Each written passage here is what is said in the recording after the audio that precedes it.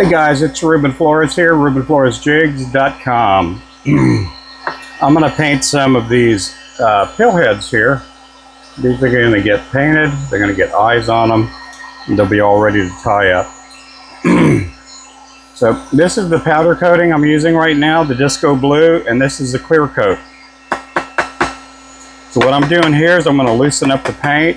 You may not have a fluid bed at home, but if you don't, make sure the paint is loose. I'm going to paint a couple of these here for you.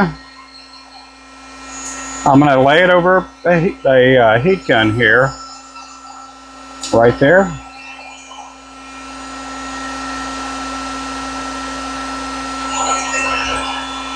I'm going to tilt the cup over at an angle, and I'm going to dip it in there just enough to get the head but not the eyelet there.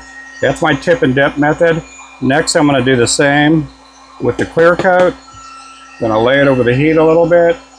What the clear coat does for me is it makes the head smooth to where you can tie your knots when you're doing your finishing knot and everything, and it's not going to fray up your line.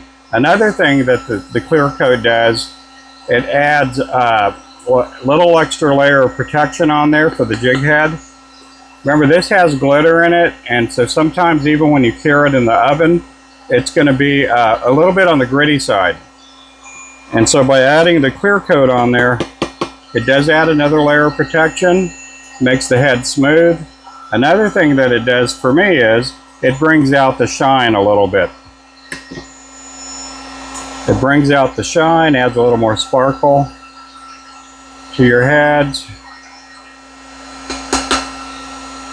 Now, I get asked this quite a bit, you know, at least once or twice a week, and when I'm doing a live stream, is I'll get somebody watching, they'll ask, they're like, how do you get your jig head to also glisten up? Their powder coating, when it comes to the disco colors, looks a little bit dull.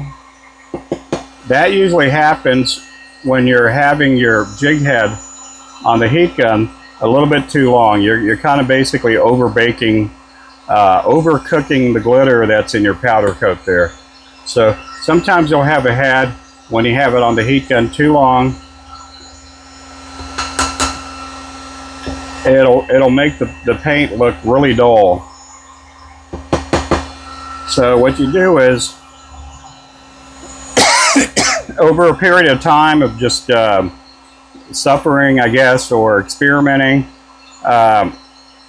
with heating up your heads, you'll get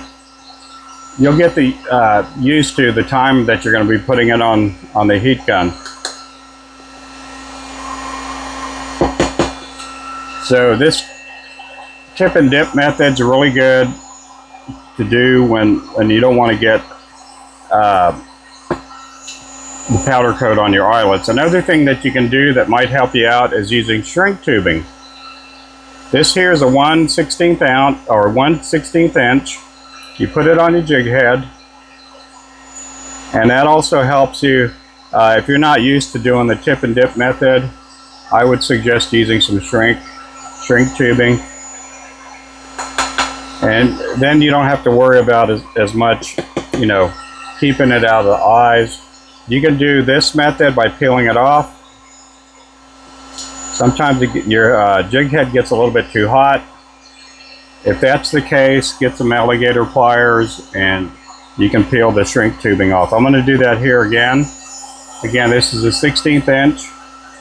You can get these on eBay, Amazon. You can get a really large pack of the shrink tubing, and it'll last you a good long time. I'm only cutting it maybe a little bit longer than a 1/4 inch. There we go.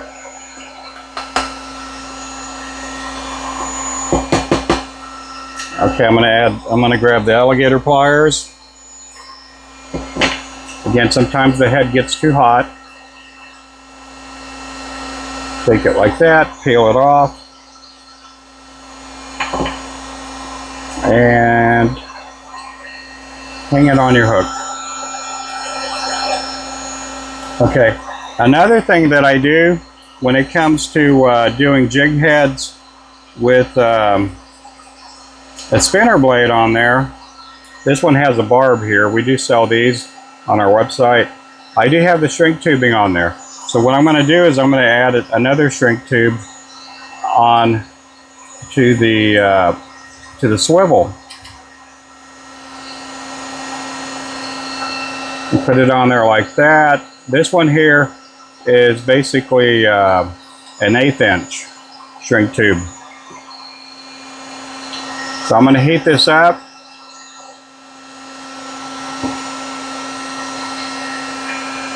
Dip it in the powder coat. Dip it in the clear coat. And that's how I do my swivels there.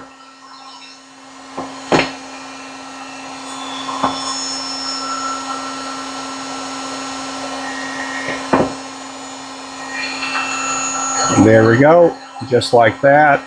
You got a swivel there that's going to spin around, and you'll be able to use that to go fishing with. Okay, so I'm going to do a couple more of these heads here for you guys. And again, these are the pill heads that I'm doing. I do go live streaming every day. And you guys can watch me powder coat, tie jigs, blue eyes, do all that stuff. Today I am going to be going live powder coating and gluing eyes on lures. We do have a website, and we have about 60 colors of lures, 7 different sizes of lures. If you like fishing with hand ties or want to try them out, go to our website. There should be a link in the bio. And it is rubenfloresjigs.com.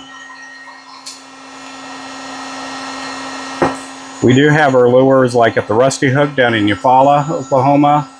Nabatack Outdoors, which is National Bait and Tackle. Tackle Bandit, also tacklebandit.com. They're in Collinsville, Oklahoma. You can also find these at shields.com. Also the Shields All Sports in Tulsa, Oklahoma.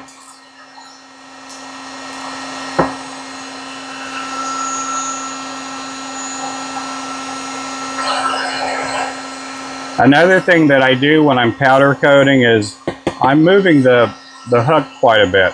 I'm twisting it on there, just twisting it back and forth. It doesn't do the hook any good if you're just holding it up there just like that. What's going to happen with that is you're going to mess with the temperance of the hook. You're going to weaken it. So a lot of times I'm twisting and turning.